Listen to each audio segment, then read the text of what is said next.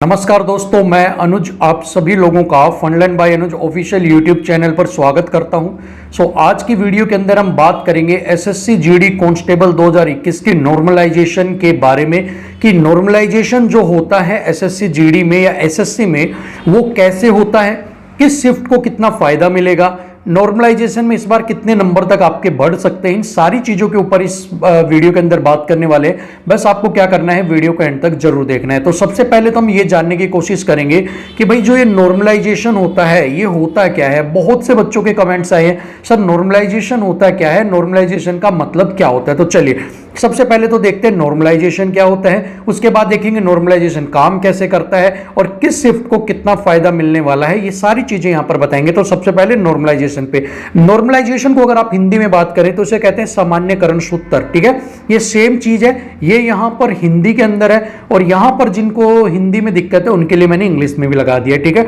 तो देखिए एसएससी अपनी पारी की कठिनाई के आधार पर उम्मीदवार के अंतिम स्कोर की गणना करने के लिए सामान्यकरण सूत्र का उपयोग करता है। फॉर्मूला एक विशेष शिफ्ट के औसत प्राप्त अंकों पर आधारित होता है जो कठिनाई स्तर को निर्धारित करता है। ठीक है, इसलिए और इसका अर्थ, इसका मतलब क्या होता है कि बहु शिफ्ट में परीक्षाएं जो हुई हैं वो सारी की सारी सबको समान मिले। ठीक है, अब अगर मैं आपको इसको नॉर्मल भाषा में समझाऊं, अगर आपको मैं इसको आसान में समझाऊं तो कहना क्या चाहता है कि भाई सामान्यकरण सूत्र ये होता है कि किसी के नंबर ज्यादा किसी के नंबर कम ना हो, किसी के साथ भेदभाव ना हो, इसलिए सभी को एक समान अंक मिले, इसलिए नॉर्मलाइजेशन किया जाता है। ठीक है, आगे इसको मैं आपको डीपली एक्सप्लेन करके बताऊंगा। तो फिलहाल के लिए आप इतना समझ लीजिए कि डिफरेंट शिफ्ट में किसी को इजी किसी को हार्ड पेपर आ जाता है, तो किसी के नंबर 60 आए हैं और इजी वाले के 90 आ गए। तो ऐसा ना हो कि 90 वाले के जिसके 90 नंबर आए हैं वो तो खुश हो जाए कि भाई उसको तो इजी मिल गया तो 90 ले लिया, और हार्ड जिसका आया उस बेचारे के हार्ड पेपर आने की वजह से क्या हो गया, उसके 60 ही आ पाए, तो एक के 60 आए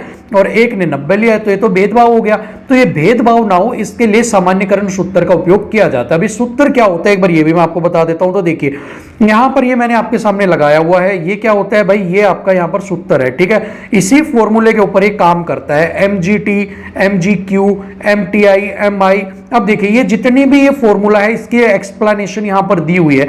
तो इस चीज को समझने के लिए आपके पास जो 3 इडियट्स का जो रेंचो था, ठीक है, और जो आपके पास आमिर खान था वो आपको बनना पड़ेगा। ठीक है ना, अगर आप वो बनते हैं तो ही आप इस भयंकर वाले फॉर्मूले को समझ सकेंगे। ठीक है ना, इसे समझाने के लिए मैं आपको इसको आसान भाषा में एक्सप्लेन करता हूं कि आखिर ये सारा फंडा जितना भी फॉर्मूला का जो इन्होंने बताया हुआ है, इतना सारी फिजिक्स की, साइंस की, मैथ्स की टर्म को घुमा फिरा के उसका निचोड़ क्या है मैं आपको वो समझा देता हूं। आसान भाषा में समझिए, आपको अब आसान भाषा में समझना है सिर्फ कि भाई ये होता क्या है। तो देखिए मान लो आपकी जो पेपर है वो 10 शिफ्ट के अंदर का करवाना है या 5 शिफ्ट के अंदर आपका, छोटा ले लेते हैं, 5 शिफ्ट के अंदर आपका पेपर करवाया गया। ठीक है, अब 5 शिफ्ट के अंदर 3 तरह के जो आपके एग्जाम थे वो कंडक्ट करवाए गए। 3 तरह के क्या थे, सबसे पहले था इजी, उसके बाद था मॉडरेट, ठीक है, और आपका था हार्ड लेवल। ठीक है, 3 तरह का ही एग्जाम आ सकता है, इजी आएगा,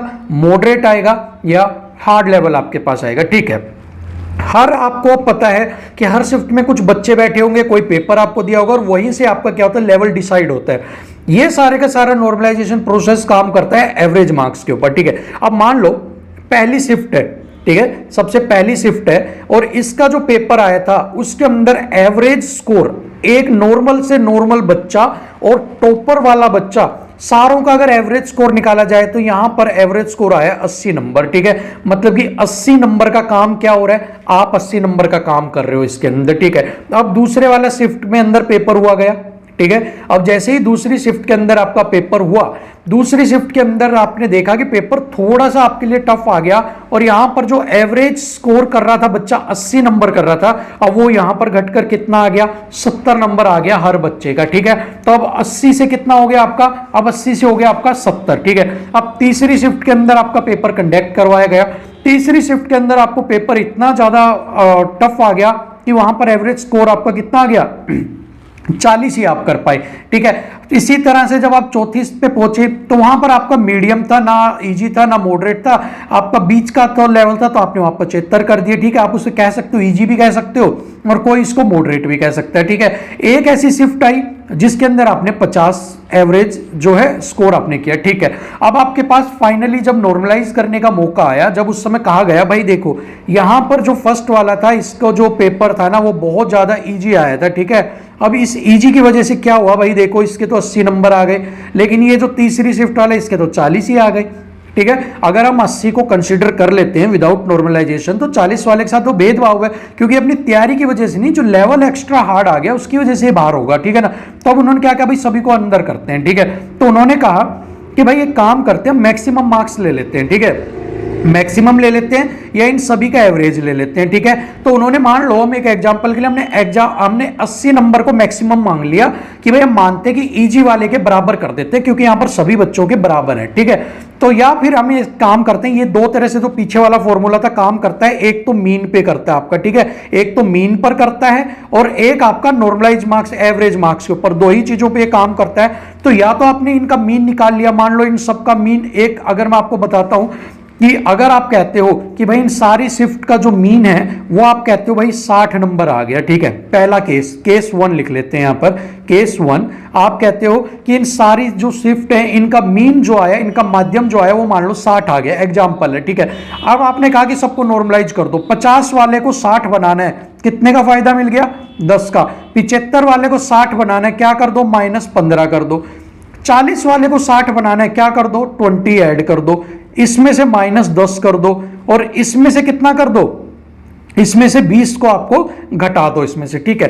पहला, ठीक है, पहला क्या हो गया कि भाई आपको घटा बढ़ा करके सबको 60 के बराबर नॉर्मलाइज आप ले आए, ठीक है। ये तो था आपके पास पहला केस, ठीक है। अब दूसरा केस आपको क्या करना है भाई देखो, अब दूसरे केस के अंदर अगर आप सेम चीज को लेते हो कि हमने मान लिया, ठीक है, हमने मैक्सिमम 80 नंबर को आपको मान लिया कि भाई आपके 80 नंबर मैक्सिमम से मैक्सिमम गए हैं और सारे को आप 80 के बराबर लेके आना है, तो इसमें +10 कर दो, ठीक है, इसमें 40 कर दो, ठीक है, इसमें 5 कर दो, इसमें 30 कर दो, ठीक है।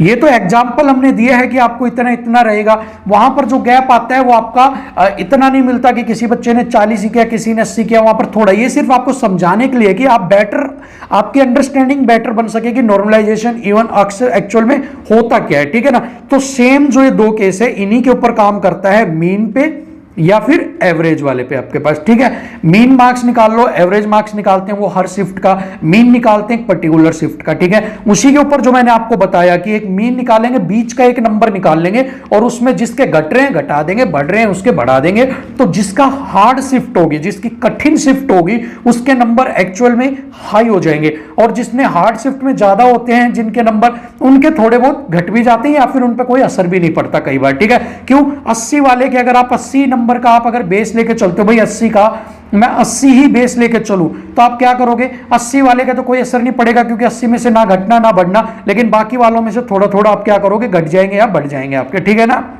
सो यहां पर मीन और एवरेज के ऊपर सारा चलता है। तो होप सो आपको यहां तक तो अंडरस्टैंडिंग बन गई होगी कि हार्ड शिफ्ट में अगर आपके अटेम्प्ट कम है और इजी शिफ्ट वाले के ज्यादा हैं तो वहां इजी वाले के नंबर घट जाएंगे और हार्ड वाले के जो नंबर हैं वो आपके क्या हो जाएंगे, वो बढ़ जाएंगे आपके, ठीक है ना। तो इजी शिफ्ट में अगर आपने 100 भी करके आए हो तो नॉर्मलाइजेशन जब होगा तो 100 से हो सकता है आप 80 पर आ जाओ, लेकिन हार्ड शिफ्ट में अगर आप 50 करके आए तो हो सकता है कि आप 40 और होके आप 90 पे पहुंच जाओ, ठीक है ना। तो ये नॉर्मलाइजेशन का सारा फंडा होता है, ठीक है। अब एसएससी जीडी के अंदर भी आपको यही देखने को मिलेगा, ठीक है। एसएससी जीडी के अंदर अब आपको क्या देखने को मिलेगा, अब आपकी शिफ्ट आपको देखनी है कि आपके नंबर ऑफ अटेम्प्ट्स कैसे। अब ये तो कैसे पता लग सकता है, ये आपको आप पेपर देने गए थे तो आप बता सकते हो, ठीक है। मैं और आप नहीं बता सकते कोई भी कि आपकी शिफ्ट कैसी थी। अब मान लो यहां पर 5 बच्चे हैं, ठीक है, ये 5 बच्चे मैं ले लेता हूं यहां पर, ठीक है। अब आपकी शिफ्ट थी, किसी भी शिफ्ट में मान लो इस शिफ्ट में वो कहता है कि भाई सभी को अपना पेपर हार्ड लगता है, लेकिन एक्चुअल में अगर उसको पता है कि मेरी शिफ्ट हार्ड है और अगर वो कहता है कि मेरी हार्ड शिफ्ट के अंदर मेरा जो एवरेज स्कोर होगा हर बच्चा 60 करेगा, यहां वो दूसरा कहता है भाई हम तो 70 करके आए हैं, ठीक है। तीसरा कहता है भाई मैंने तो 80 कर लिया, चौथा कहता है भाई हमारी में तो 50 ही था, और ये कहता है भाई मेरी में भी 60 ही था, ठीक है। तो अब आप यहां पर देख सकते हो जो ये वाली टर्म है ये आपकी मतलब हार्ड में कंसीडर की जाएगी अगर एक्चुअल में आप हार्ड मानते हो, यूं नहीं कि मेरा पेपर गंदा हो गया तो सबके हार्ड है। उसके बाद सेकंड, ठीक है, ये भी सेकंड, फिर थर्ड, फिर फोर्थ आपका, ठीक है ना। तो मतलब ये इजी शिफ्ट वाले को यहाँ पर इसका नेगेटिव भी देखने को मिल सकता है, और 50 वाले का नंबर 80 हो सकते हैं, ठीक है, 50 वाले का नंबर 70 हो सकता है। ये एग्जाम्पल, अब ये मत कहना कि एसएससी जो है वो 30 नंबर नहीं बढ़ाती भाई मेरे, ठीक है। तो यहाँ 30 नंबर सिर्फ ये आपको यहाँ पर मैं लिख देता हूँ एग्जाम्पल है, ठीक है, समझाने के लिए है। अब बढ़ेंगे तो ये आपके 5-7 नंबर हैं, 10 नंबर भी बढ़ जाते हैं। एसएससी सीजीएल में आपने देखा होगा जिनके नंबर 190 थे उनके 225 तक भी गए थे, ठीक है, मतलब कि उनके 20 नंबर भी हार्ड शिफ्ट की वजह से बढ़ गए थे उनके, ठीक है ना। सो यहां पर क्या होगा कि जिनकी शिफ्ट अगर अब आपको लगती है, अब उनको वहां पर होगा उनका नंबर, उनको फायदा मिलने वाला है, ठीक है। अब जैसे देखो मैंने जो बताया कि एवरेज अटेम्प्ट यहां पर बच्चा कितना कर रहा है, 60 से 65, मैंने बताया था आपको वीडियो में, एवरेज अटेम्प्ट बच्चा ये करके आ रहा है, ठीक है।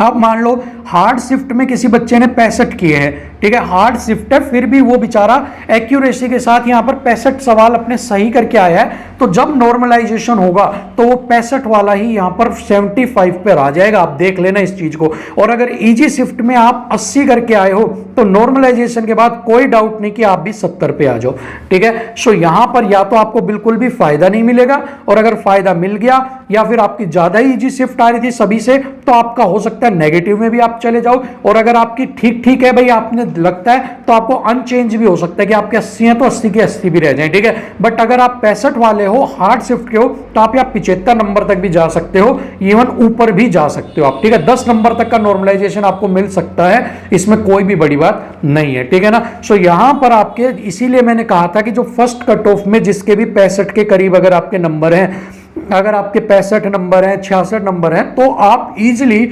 सेकंड कट ऑफ को क्लियर कर लोगे, क्योंकि नॉर्मलाइजेशन आपको 75 पर ले आएगा अगर आपकी हार्ड शिफ्ट है। और अगर इजी शिफ्ट है तो इजी शिफ्ट के साथ देखो, अगर आपकी शिफ्ट हार्ड है और अगर आप 65 करके लाए हो तो आप 75 पे आ जाओगे फाइनली अपने आप ही हार्ड शिफ्ट की वजह से, ठीक है। बट अगर आपकी इजी शिफ्ट है, और इजी शिफ्ट में मैं कहता हूं कि कट ऑफ आपकी 77 जाएगी, ठीक है, तो आप एक मान के चलो उसमें आपको क्या होगा, इजी शिफ्ट की वजह से यहां पर आपको क्या फायदा मिलेगा, 65 तो किया, बट नॉर्मलाइजेशन आपको फायदा करेगा।